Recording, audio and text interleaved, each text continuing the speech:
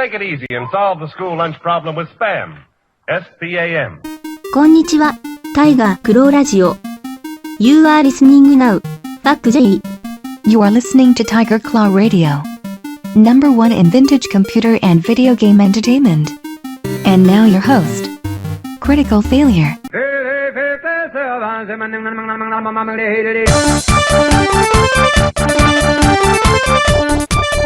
everybody to Tiger Claw Radio. This is your host, Critical Failure. What a show we got for you today. This week we got Spring Tracks 8. Now I can't believe it, but Battle of the Bits just released another album. Which last week I was just showing off Very Rare Tracks, which was their Very Rare Formats, I guess, which was their last compilation. And that thing was huge and it seemed like an awesome release.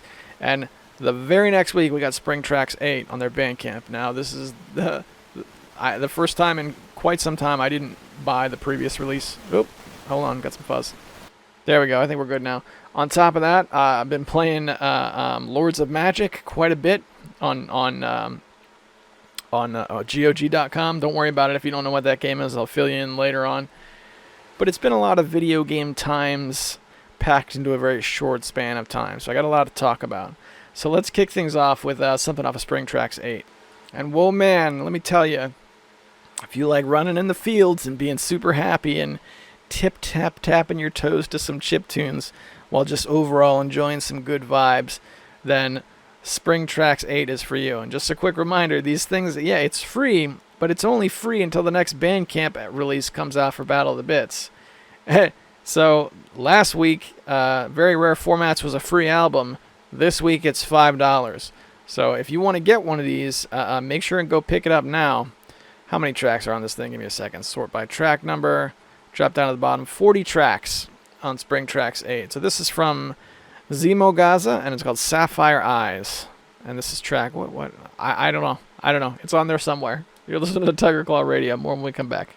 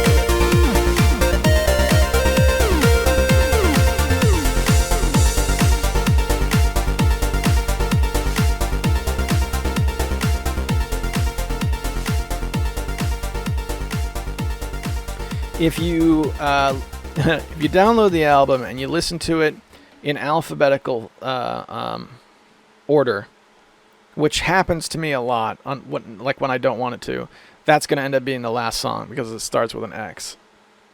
I would burn the tracks to a CD and play them in my car, and it would dump them in alphabetical order of the songs quite a bit, and I felt like they were put in an order for a reason, and that's the order they should go in. But but it was a problem I kept running into when I was just trying to dump it onto a CDR and play it in my car. But none of that really matters. It's good. It's good songs, whatever order you play it in. All right, so let's talk about some video games. We've got 2 Vancasts this week, but first I wanted to go over some games I've been playing lately while it's still fresh in my mind. I don't know what it was that possessed me to chase this down, but I used to have a CD-ROM game on my shelf called Lords of Magic. All right, now this is one CD-ROM game that was in a big stack of CD-ROM games. I can't even remember how I got a hold of it. I think it must have been from the thrift store. And I had some extra time on my hands, and I was like, let's look up that game on YouTube and watch a Let's Play and see what it's like. Because I never put it in, I never played it. I knew it was a strategy game, and I knew it was very old. So I looked it up, and I went through a couple of games trying to remember what it was called, to be perfectly honest. And I watched a Let's Play of Lords of Magic, and it looked awesome. So then I played this thing, and I got hooked. So this is, if you've ever played Heroes of Might and Magic, it's like a knockoff of Heroes of Might and Magic, mixed with, according to, I did a little research, and the idea was to combine elements of Heroes of Might and Magic along with Lords of the Realm 2, which I never played. So I don't know. There's a lot of walking around on the map and getting in random encounters. Not random encounters. Walking around on a map with X amount of steps left before the end of your turn, and checking out structures same way you would in Heroes of Might and Magic. Just the resource, the resources and building up an army is much more complex, and there's actual diplomacy in this game, which is pretty cool. All right. Look, of the people I know who listen to this, I know 0 people are actually going to be interested in Lords of Magic, but I got into an old DOS game. It happened. I got into it, and my son actually got into it as well. He was watching me. I got up early this morning so that I could put in some time and play this game, and my son got up as well. Knocked on the old office door, came in, there I was playing Lords of Magic, and he sat down next to me and started asking questions, and he got into it. So that was pretty sweet. This is a pretty unlikely scenario because we're talking about a game that's old. And it doesn't look, I mean, you have to be, I think, from my generation to really look at this game and think it looks good. So it's not like he, got hooked on the graphics. I mean, it looks cool, it does, but it's very, very dated. It's a dated game. So if you like old strategy games, then check that out. And what's weird, I wanted to point this out, but I'm not quite sure how to articulate it into words. I was looking that game up. When I looked it up on YouTube, I wanted to see what it looked like. What I noticed was, I went through a couple of games that are like it. All of the people who show those games off on YouTube, who really know what those old school strategy PC games are, they're all European guys. Germans, Hungarians. That's where they're from. Why is that? I wonder if was the NES less prevalent over there? It must have been, because I don't really know too many people my age in the States who grew up playing games like that. And who's the one guy in our circle who really knows about these games? Apart from me, who is the one guy who I guarantee is going to be able to tell you all about Lords of Magic? It's Sean. Why is that, Sean? It was a classic PC strategy. Was that like a European thing? I don't know, but my hat is off to those guys because I really had some good fun. I went back to find the CD and I don't know what happened to it. I think I might have put it in the retro junk box and sent it off to the next person as part of that project. So I think Hemrock was the last step. Hemrock, if you got all the contents of the retro junk box, install Lords of Magic. It's a good game. Really, really good. It's punishingly hard, but it's good stuff. And with that, boys and girls, I've only got 2 van casts for the week, but let's do the first one. We're going to go back in time to the beginning of the week, to a simpler time, to a happier time. Let's go. Morning, everybody. It's Tuesday morning, 7:15. 7:15? No, 6:15. I've not yet done the clock for daylight savings time. It's 6:15. It's time for the van cast. 45 degrees outside. And what a nice morning it is. A little brisk, not too bad. Not too bad indeed. It's weird. Daylight savings time's messing with me a little bit. I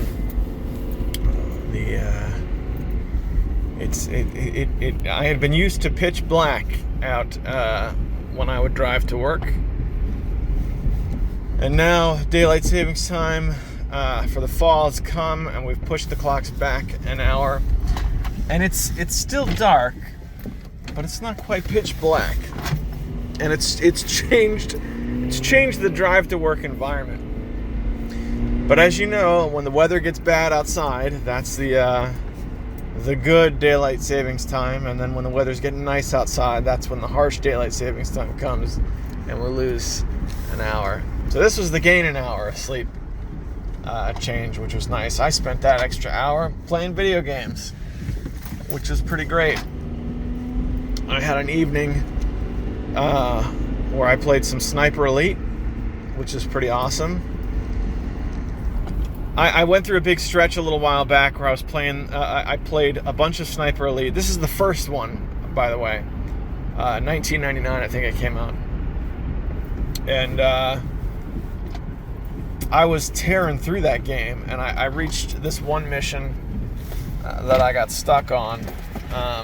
Not too bad stuck, but stuck enough that I had to put the game away for a little while.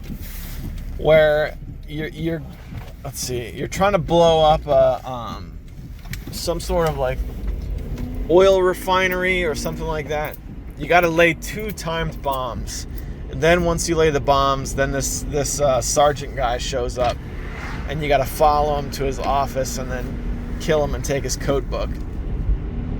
But the catch is, when you're planting the bombs, if you kill anybody, you got to hide the bodies so that when the guy shows up, it doesn't spook him and he leaves. He's got to make it to his office thinking nothing's wrong so he can get that code book out.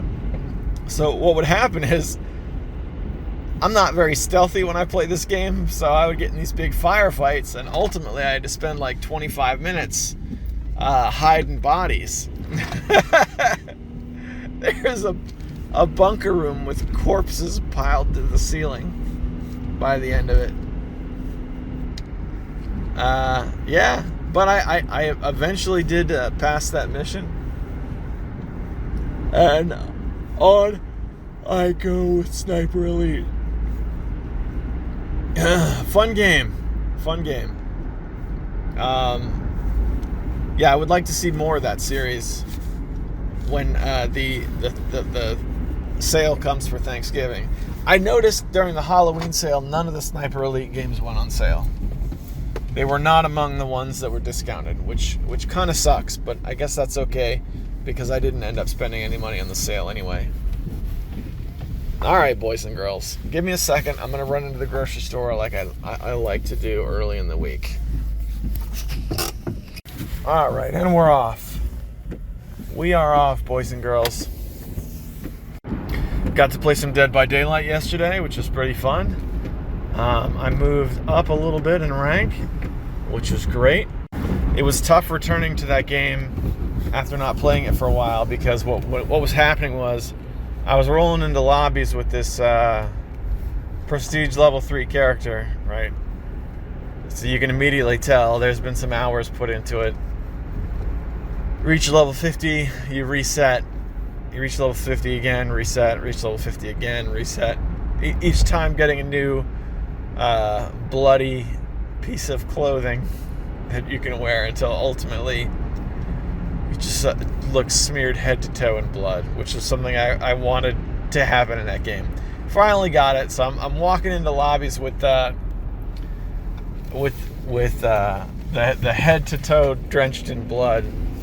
But then you can also see like my survivor score is 20, which is the lowest. So I had some questions on the Discord. People were like, "What gives? Prestige level 3, level 20." I don't know, man. Something smells fishy. Let's see.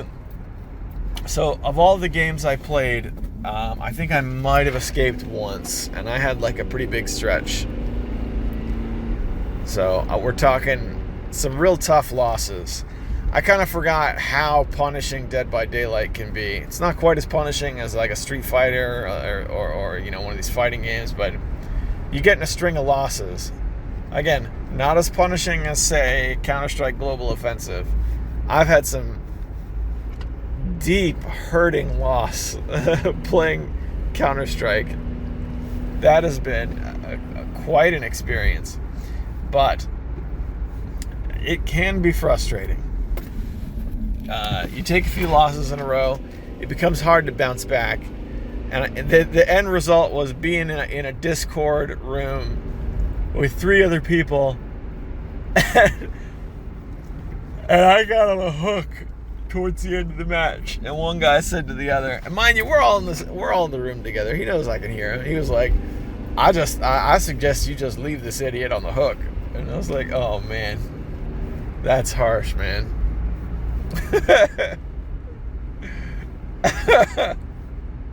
It's funny now thinking back, but yeah,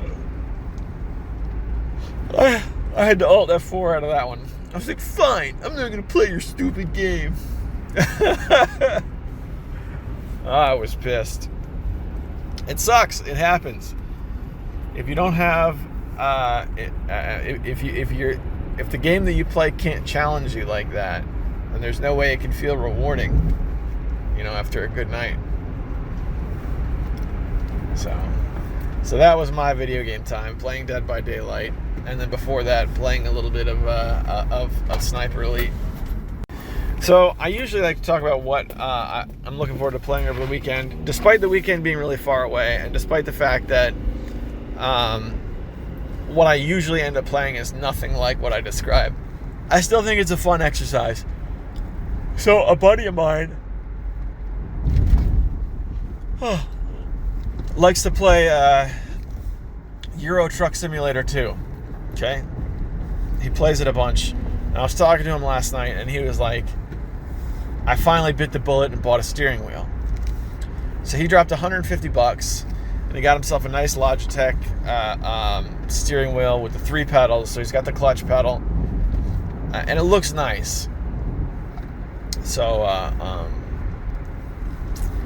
I was looking at this wheel, and I have a steering wheel as well. Mine isn't quite as nice. It's a I can't remember who makes it, but it's a Ferrari branded wheel. It goes for about $68 now. Mine doesn't have any force feedback. That's the big thing. Force feedback is there, like the Rumble Pack steering wheel. This guy, when he drives his truck in Euro Truck Simulator 2, if he goes off the road, his steering wheel starts shaking. Mine doesn't do that. So after we had this conversation, I considered getting my wheel out and then hooking it back up and playing with it. I haven't played with it in a long time. My steering wheel is one of these things where I found a spot for it up on the shelf. I played with it some when I got it. I think the most I ever did with it was I had this weird stretch of playing the original Euro Truck Simulator, and I ended up playing it with a steering wheel, and I had a good time with it. So we're looking at maybe 17 hours with this wheel.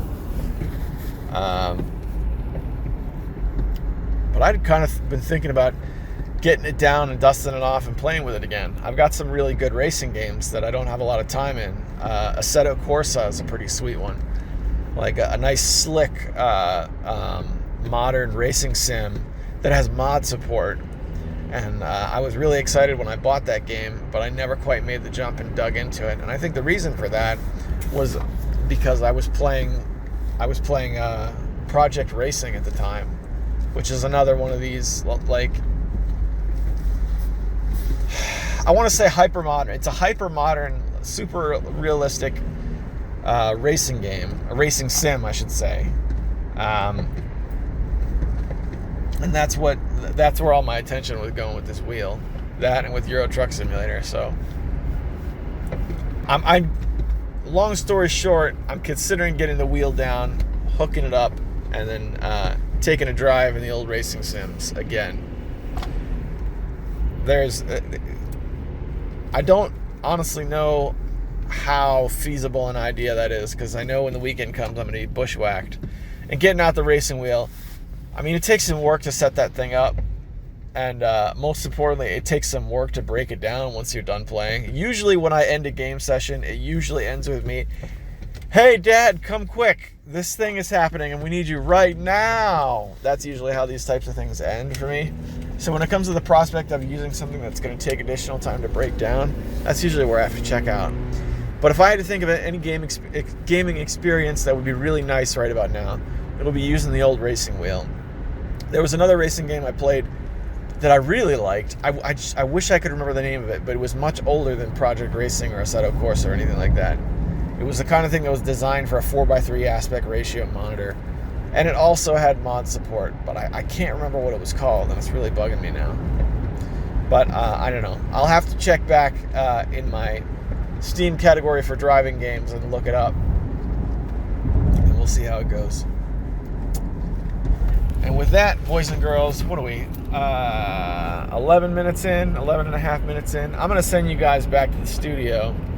I'll see you there. Yes. I forgot about the difficulty that was daylight savings time. Came out of nowhere this year. Didn't see it coming at all. It was just that the next morning, boom, daylight savings time happened. That's why all the clocks are off. Yes, because even though cell phones and computers still update themselves manually, I still have old school, non-connected clocks in my house.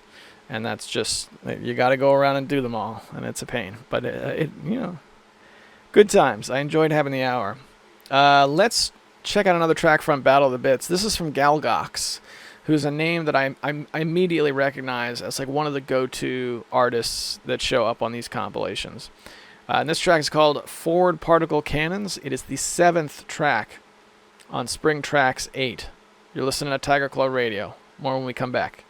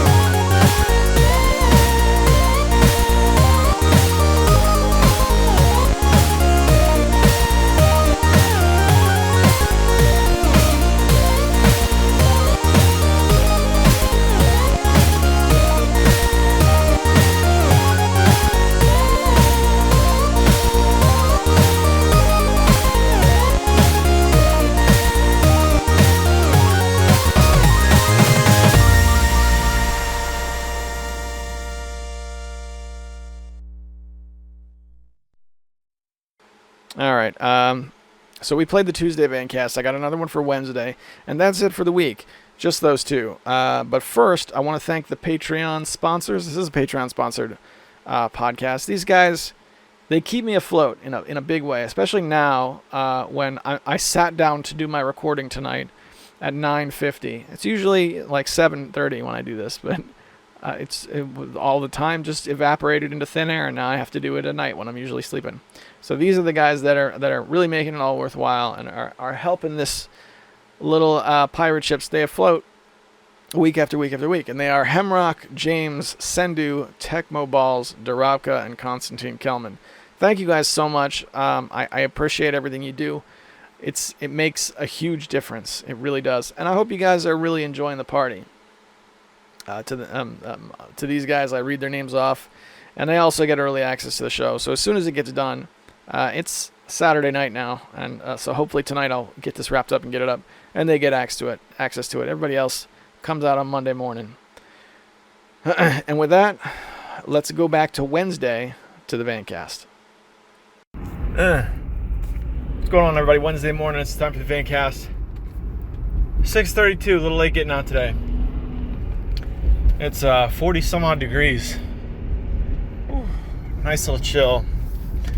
And the sun is up, which is very different.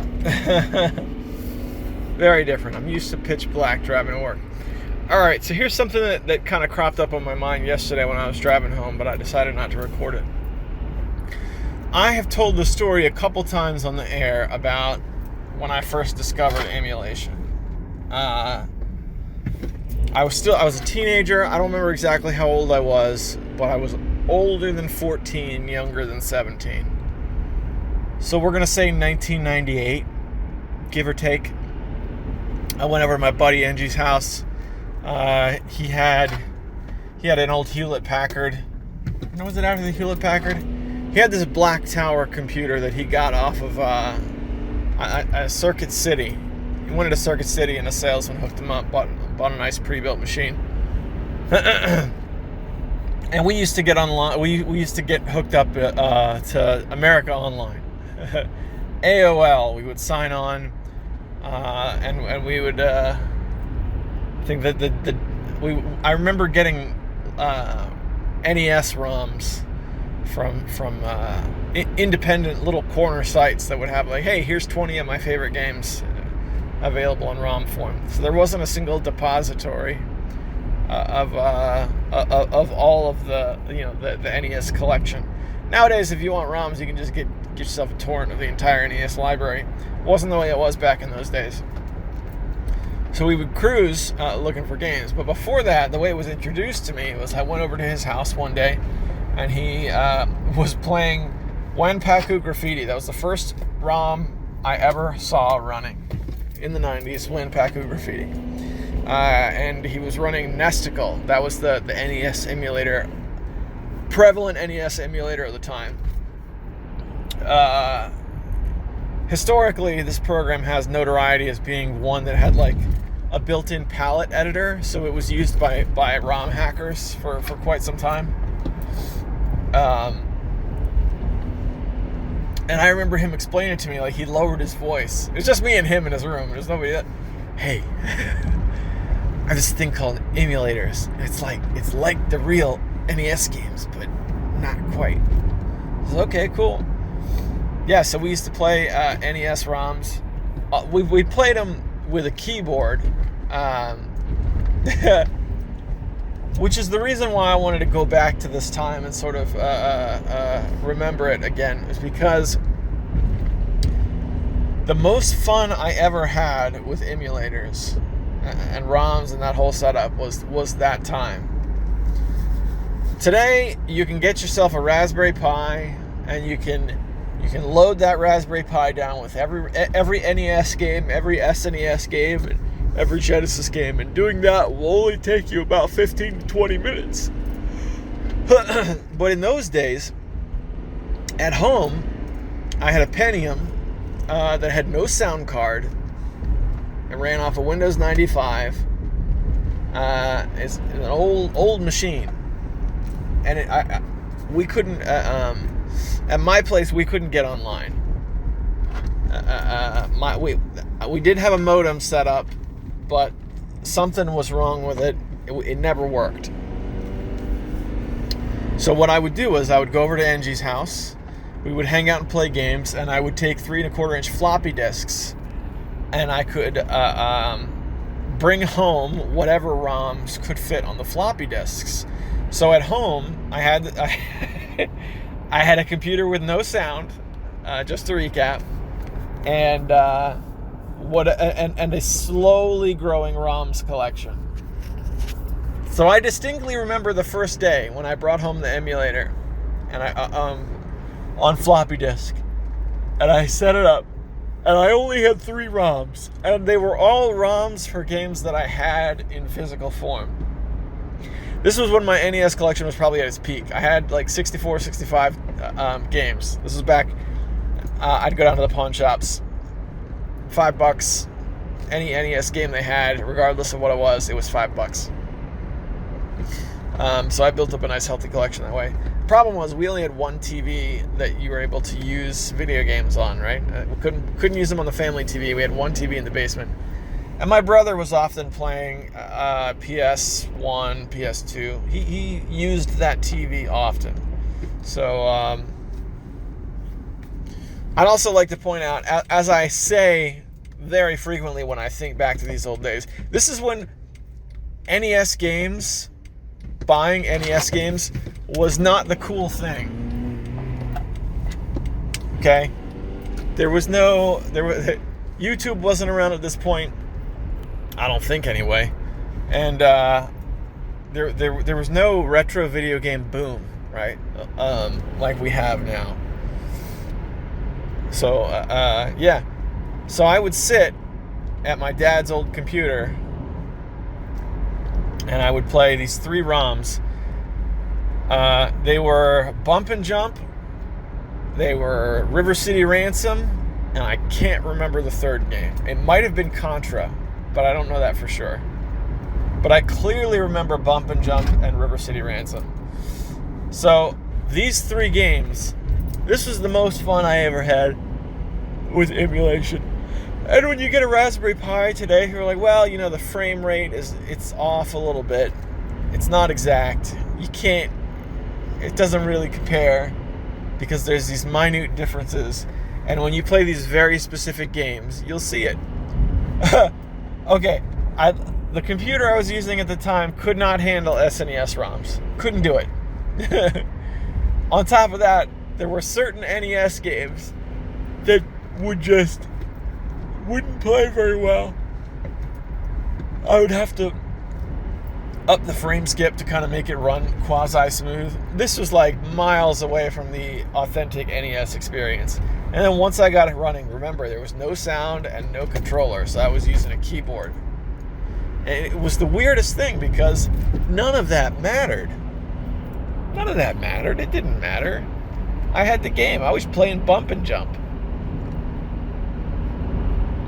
And 3 ROMs, I think the following week, became like 10 ROMs. And then 10 ROMs became 20 ROMs. And so on and so forth. But I remember very clearly having the Nesticle emulator with just a small handful of games. I think from there we got into ROM hacking.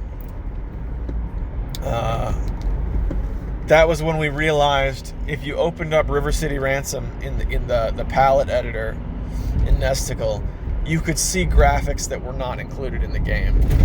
They worked on some close-up artwork that just never made it into the game, and you could like hex the game pretty easily and find all that. And then we started drawing over the graphics with our own stuff to change the way the game behaved. And for me, it was never quite like these high-quality ROM hacks you see today. They have better tools now for doing that.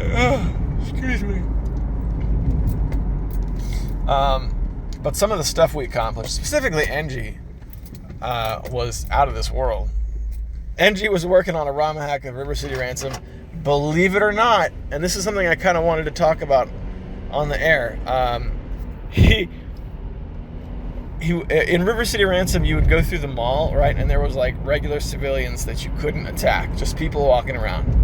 So he took the girls' sprites and replaced all of the actual people who, all the actual gangs with the female sprites and called it River City Girls. Believe it or not, this actually happened. And this was probably 1999. And it was very impressive what he was able to accomplish. Never saw the light of day. The Black Tower computer that he worked on ended up crashing. And backing things up was very difficult back in those days. So all the work he did kind of went with it. I had an early copy of it on my dad's computer. But when I moved out, I lost access to all that. Now, my dad's computer is still alive and running as far as I know. I think like a year, maybe 2 years ago, I was able to fire it up. I went over to my mom's house and she let me fire it up. And I got a couple of things off of it on disk, but none of the old ROM hacks, unfortunately. Angie was pretty good at that stuff. He made an early ROM hack where it was a sprite swap kind of deal for the original Super Mario Brothers, where he reformatted it all to look like Pac-Man. So you would play as Pac-Man, and then when you got the mushroom to get big, you would turn into Pac-Land version of Pac-Man with like arms and legs. It was actually really, really well done. I remember after he got all the graphics swapped, he started working on hexing the music somehow. He wanted to change the tunes, because it would still play the traditional, da-da-da-da-da-da. And he was like, all right, we got to change that somehow. So he couldn't quite figure out how to do it, but he got some tools to give it his best shot. And it ended up just being like crazy blue madness. The way he tells that story, that ROM ended up being available for download on like at least one like specialized ROM hack website. This is before romhacking.net was ever around. It's good times, man. The most fun I've ever had. I wish I could remember which games didn't work, like which NES games didn't work, but I clearly remember sticking to the like the black box era of NES games. Those worked really well, just because they were simpler and they were smaller, and what have you. This is one like a lot of the NES games that didn't come out in the States. This was like when I first got to play those. This is when I first experienced Jordan Mechner's Karateka, or Karateka, or however you say that word.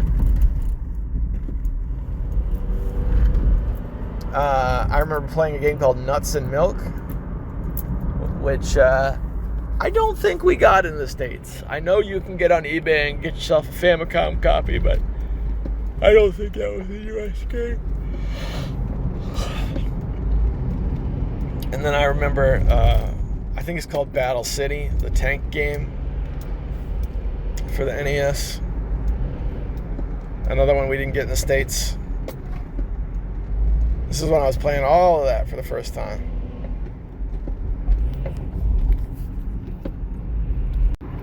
Fast forward to like 3 years ago, or however long ago it was, I had a Raspberry Pi. I had a Raspberry Pi Model 2, and I loaded it down.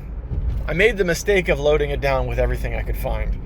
And I got bored of it very, very quickly. I played about a quarter of the way through Chrono Trigger on it, and that was it. That's the only game I remember playing before, unfortunately, breaking it by accident trying to change the case it was in. So that's my story. When it comes to emulation, most people, when it comes up, it sort of has this kind of empty feeling that goes along with it. Like, when it comes to emulation, there's nothing really to show off, that's for sure.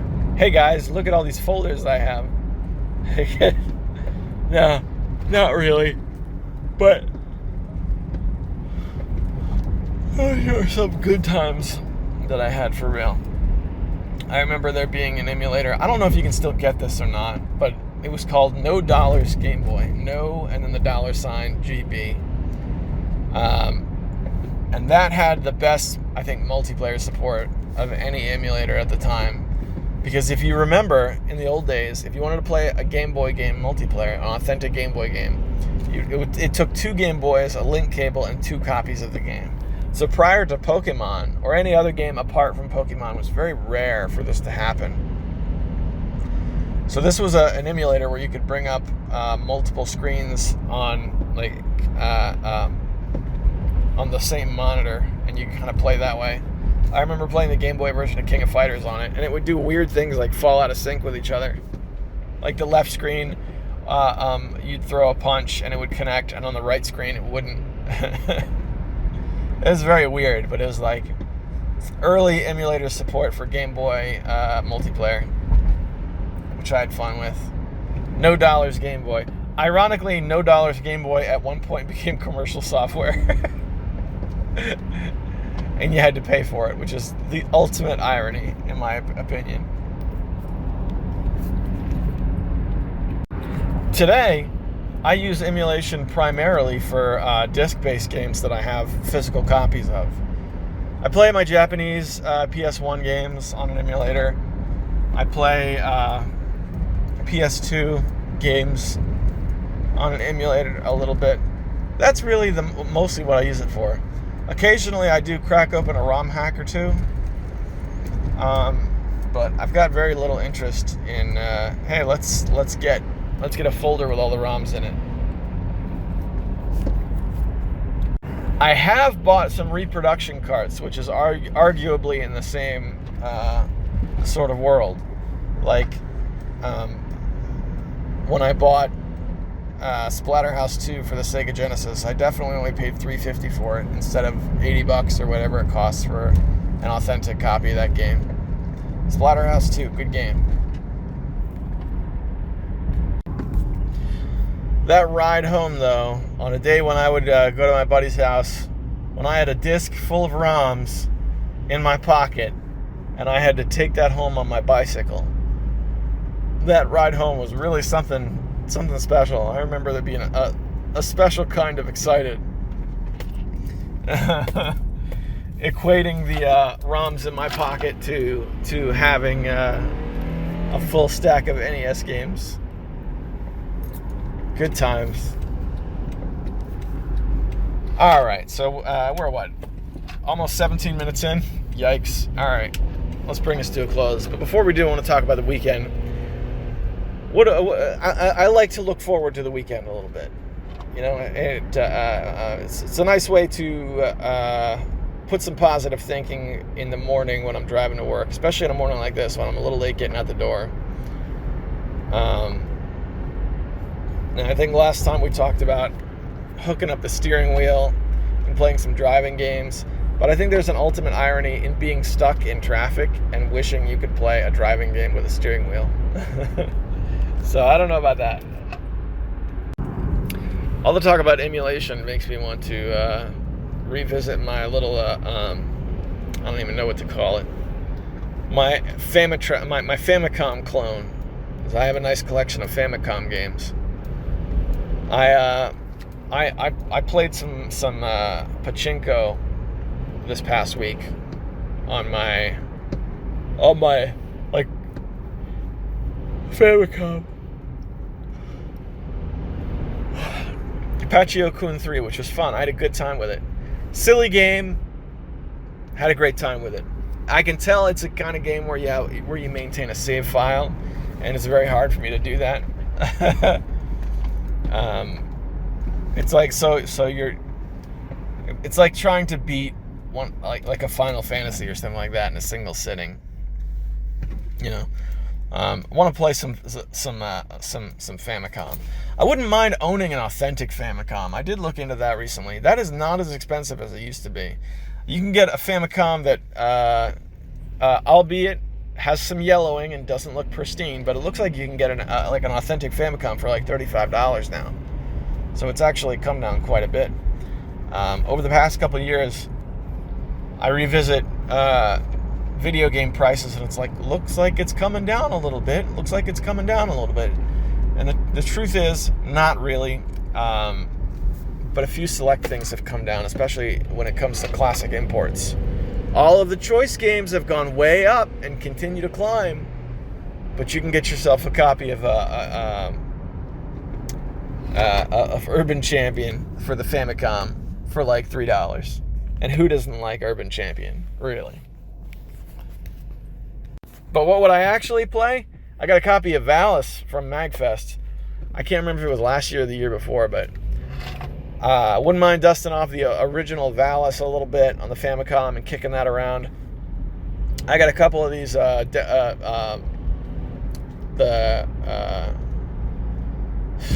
Konio-kun type games, like the River City Ransom series on the Famicom. I've got the cross country game, and I've got Super Dodgeball. Those are fun. I wouldn't mind playing those. Just digging out the Famicom collection and laying it out. That's what I want to do, if I could. And this weekend I'll set aside some time to do it. And with that, boys and girls, I'm going to send you guys back to the studio. I'll see you there. Back here in the studio, nice and comfortable. You know, when I think back to that story about the first time I ever saw an emulator and my buddy playing Wanpaku Graffiti, that was the last time I think I ever played that game, isn't it? I don't know. Maybe I tried it once along the years, but I don't really remember ever playing that game again. That's the like the chibi version of Splatterhouse that came out for the Famicom. Weird choice to be the first ever NES ROM to see running. Oh boy. All right, so you guys know what time it is. We're almost 50 minutes in. This is the part of the show where we kind of take advantage of the fact that it's a small sort of operation. I can talk to you guys, you can talk to me, we can interact. It's the fail bag, everybody. If you know me personally, feel free to write me an email. Just be clear about what I can and can't read on the air. Otherwise, I would say leaving YouTube comments is probably the favorite and easiest way to do this. So we got one from Death Adder who writes, I never really locked down a main on Street Fighter 4, but I'd probably go with Evil Ryu since he seems to like a buffed. He seems like a buffed version of Ryu and looks like one bad dude. As for a real man's man game, I like Ryu and Dudley in Third Strike. Dudley's calling his fallen enemies gutter trash never gets old. Yeah, Dudley was awesome. Dudley was awesome, and he was underutilized in later games. He had a taunt where he would throw his rose, right? And if you could actually hit somebody with the rose, it would deal damage. So one thing I never was able to pull off was a taunt kill or a taunt win. It is possible, but Dudley is one of the characters you can do that with. So very, very cool character. It's like they took Balrog from Street Fighter 2 and they just cleaned him up a little bit. You got a nice shave, you know. He's wearing a nice vest, has on a tie. Still can't kick. No kicking, but you know, good stuff.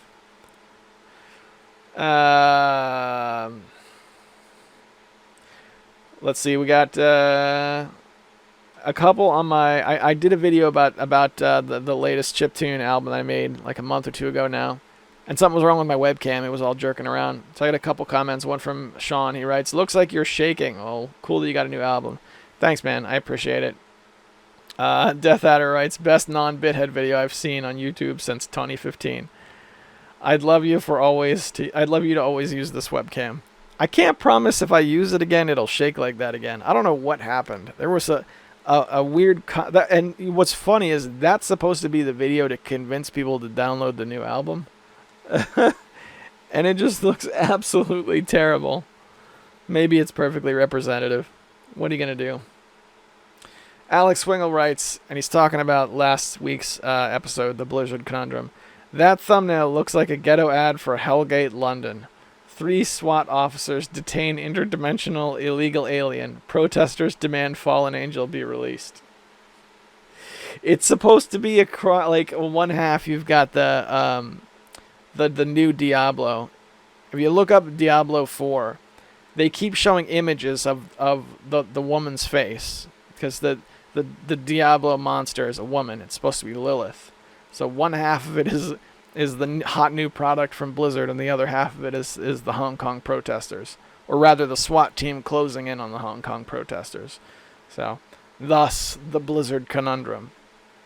Consume products, get excited, and consume more products. Death Adder writes, finishing up the last couple minutes of TCR today, can I request when you and Sean meet up at the games convention, there's a video of you two on a fighting game machine for an IRL battle for YouTube? I think we could make that happen. What fighting game? Although, to be perfectly honest, we would have to we'd have to kind of go with what was available. But yeah, I think we could do that. Painted Blonde left one on hanging out looking for tapes. Now this is the guy I buy tapes from. He makes he runs a cassette label, and he makes really good tapes.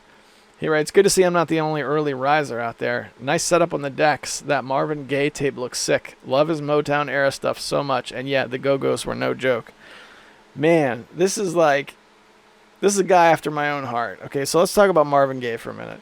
Marvin Gaye, I really got into from, of all things, Google Play. Google Play, back when I first got my first tablet, this was like 7 years ago, Google Play used to give out a free song every day. Every day you would log in, and they'd have some song or whatever. Well, one day it was the song "What's Going On" from Marvin Gaye, and I must have played that song like 100 times. And then later I found out, clicking around on the internet, that there was a 10-inch vinyl. I don't even know what you would call that. The one that's bigger than a 45 but smaller than an LP. There was a 10-inch, like an EP, with like a 10-minute version of What's Going On it. And that song, I think, is what got me into Marvin Gaye. He turned up again later on like a Motown collection I got at the thrift store on vinyl, and he's been one of my favorites ever since. So seeing the tape was a huge deal for me. I also ended up getting his album, the one with Let's Get It On it. That's 80s Marvin Gaye. That's when he became like heartthrob, Marvin Gaye. Very, very different stuff. Which culminated in him, of course, being shot by his father. Which is how his story ended. Yeah, and then there's the Go-Go's, which is the same kind of deal. The Go-Go's were a little different in that Marvin Gaye I knew was awesome, like one little bit at a time over the span of like a couple of years, whereas the Go-Go's, their tape was literally like, I had a bunch of tapes in my hand already, and there was the Go-Go's tape, and I was like, that tape's going to be dumb, but I know they have that one song.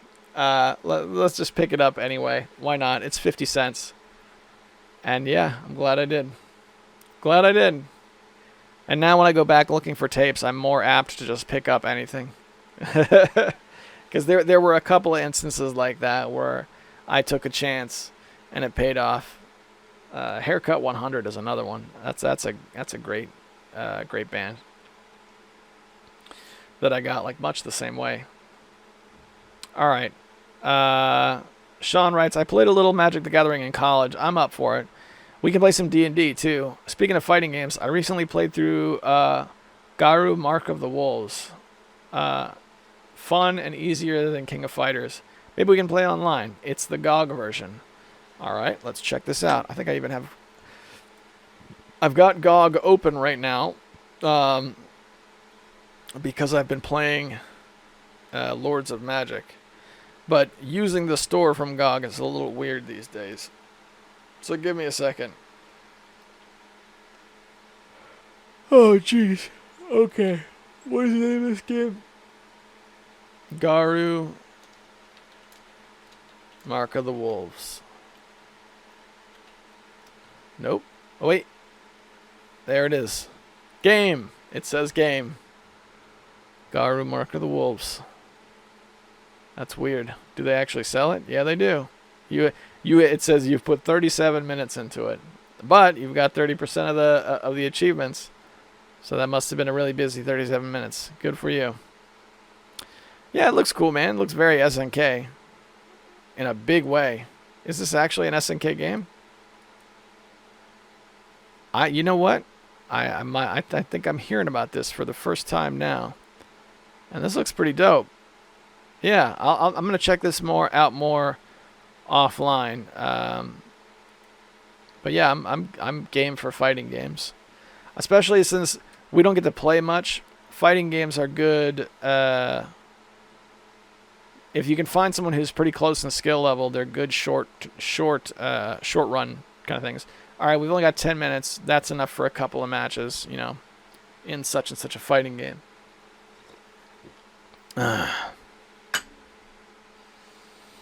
Julia writes in, I remember the old bird's eye view GTAs. We had the London one too. So stylish. I never used the map because there was always that arrow thing that would tell you which direction to head. Then again, I never beat them. So best part was always running over that weird cult that would walk around in a single file line. So oddly satisfying nailing everyone, but surprisingly hard to do. As far as the rats in cars go, and then she leaves a link, which I read, and I was pleased to find out that the rats are actually driving tiny little cars, which kind of eased the nightmares a little bit, because when you said rats drive cars, what I imagined was a rat hanging on to a steering wheel with another rat pushing in on an acceleration pedal, much like you would find in like Fievel Goes West or something like that, or Oliver and Company, or one of those types of movies where the animals talk to each other, stealing cars or something, because in my head that's what happens in those movies. No, tiny little cars made of bottles, and it's adorable. It is really a feel-good read. So let's talk about Grand Theft Auto. Yes, there was a big arrow that would point you to the objective. The trick was, following the arrow directly was not always the quickest route. I know this was especially true for the first level of the first game.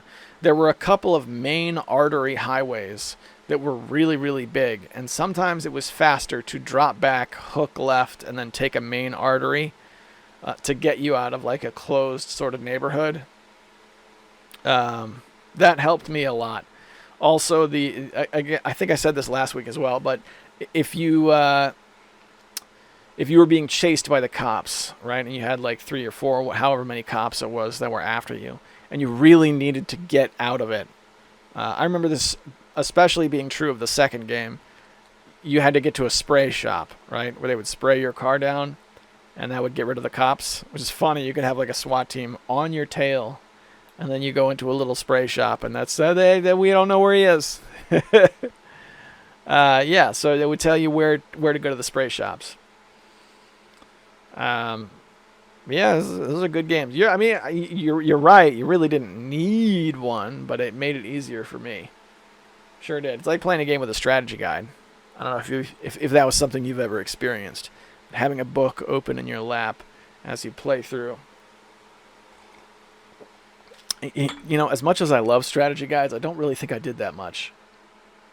I would read them in my own time and then go back and face the game head on. Good